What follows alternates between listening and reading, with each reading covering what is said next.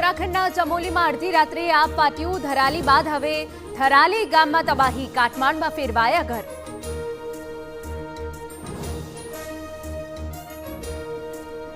સાબરકાંઠામાં ધોધમાર વરસાદ। વડાલીમાં સૌથી વધુ 7.56 ઇંચ વરસાદ તો ખેડબ્રહ્મામાં 7.13 ઇંચ વરસાદ। હરનાવ નદીમાં પૂર જેવી સ્થિતિ।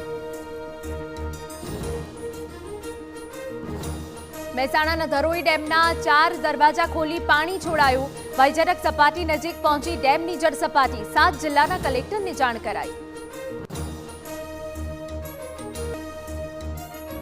અમદાવાદમાં મસ્જિદોમાંથી રૂપિયા ઉઘરાવતી ગેંગનો પર્દાફાશ। ક્રાઇમ બ્રાન્ચે મેઘાત અલઝહેર નામના સિરિયન નાગરિકને ઝડપ્યો।